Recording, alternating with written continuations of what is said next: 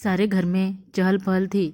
विमला जी का बेटा विनोद अपनी नई नवेली दुल्हन संगीता के साथ बस आने ही वाला था। सभी लड़कों में होड़ लगी थी कि सबसे पहले ये खुशखबरी कौन घर वालों तक पहुंचाएगा कि विनोद भैया और भाभी की गाड़ी आ गई है। विमला जी का भतीजा दौड़ता हुआ आया और बोला, बुआ जी, दूल्हा दुल्हन की गाड़ी आ गई है। आरती का थाल, चावल से भरा कलश और महावर का थाल सब तैयार था। विनोद और संगीता ने जैसे ही दरवाजे पर कदम रखा, विमला जी ने आगे बढ़कर बेटे बहू की आरती उतारी। चावल के कलश को अपने पैर से गिराते हुए संगीता ने अपने ससुराल में प्रवेश किया। सभी की नज़रें नई दुल्हन की एक एक हरकत पर लगी थी कि बहू सलीकेदार है या अल्लड़। जब संगीता अपनी सासू माँ के पैर छूने के लिए झुकी तो दादी सास ने टोकते हुए कहा, तेरी सास से बड़े भी बैठे हैं अभी। विमला जी ने संगीता को इशारा करते हुए पहले दादी के पैर छूने के लिए कहा तो संगीता अपने दादी सास के पैर छूने लगी। तभी अंदर से विमला जी की छोटी बेटी भागते हुए आई और बोली, माँ, पिताजी की तबीयत ठीक नहीं लग रही है, उन्हें सांस लेने में दिक्कत हो रही है। इतना सुनते ही सब कुछ छोड़कर कमरे की तरफ विमला जी भागी। विनोद और बाकी सब भी उनके पीछे पीछे कमरे में आ गए। विनोद के पिता राजीव जी पिछले 2 सालों से कैंसर रोग के पीड़ित थे। सभी को पता था कि वो अब ज़्यादा नहीं जी पाएंगे, फिर भी इस सच्चाई को कोई आसानी से स्वीकार नहीं करना चाहता था। उनकी इच्छा थी कि किसी तरह उनकी आंखों के आगे उनके बेटे विनोद का घर बच जाए तो वह शांति से इस दुनिया से विदा हो सके। विनोद ने अपने पिता के सिरहाने बैठते हुए पूछा, क्या हुआ पिताजी? राजीव जी ने लंबी लंबी सांसें लेते हुए कहा, लगता है मेरा अंतिम समय आ गया है। अब तो तेरी शादी भी हो गई, अब तो मुझे छुट्टी दे दो। विमला जी ने रोते हुए कहा, कैसी बातें कर रहे हैं जी, अभी तो ठीक से बहू ने घर में प्रवेश भी नहीं किया और आप ऐसा बोल रहे हैं। भाग्यवान विनोद का घर बच जाए, यही मेरी अंतिम इच्छा थी। अब तो ये जिम्मेदारी भी पूरी हो गई।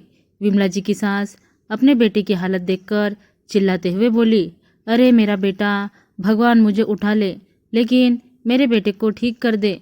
ये कैसी बहू आई है जिसके कदम रखते ही मेरे बेटे की तबीयत बिगड़ गई। दरवाजे की ओट में खड़ी संगीता, जो ये सब देखकर पहले ही सदमे में थी, दादी की बात सुनकर स्तब्ध रह गई। सबकी निगाहें संगीता पर टिक गई, जैसे सच में वही इस सब के लिए जिम्मेदार है। जल्दी से राजीव जी को अस्पताल ले जाया गया, लेकिन उन्हें बचाया नहीं जा सका और वे इस दुनिया से विदा हो गए।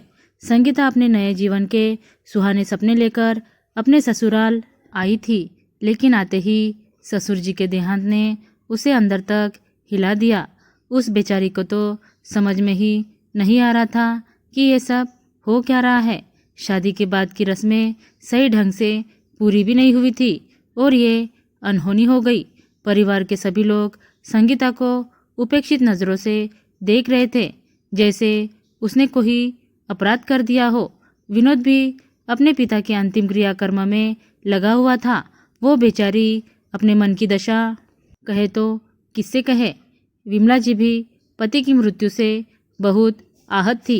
संगीता की दादी सास ने अपना फरमान सुनाते हुए कहा, मेरी मानो तो बहुरिया को उसके मायके ही भेज दो, इसके पैर शुभ नहीं है इस घर परिवार के लिए, ना जाने और कौन सी अनहोनी हो जाए। विमला जी चुपचाप सुन रही थी। उन्होंने संगीता की तरफ देखा, वो किसी अपराधी की तरह कोने में खड़ी रो रही थी। विमला जी खड़ी हुई और संगीता का हाथ पकड़कर कमरे के बीच में ले आई। उन्होंने सबके सामने दृढ़ता से कहा, मेरी बहू के पैर अशुभ नहीं है और ना ही मेरी बहू मनहूस है। ये तो होनी थी जिसे कोई बदल या रोक नहीं सकता। विनोद के पिताजी 2 साल से ये दर्द और तकलीफ झेल रहे थे।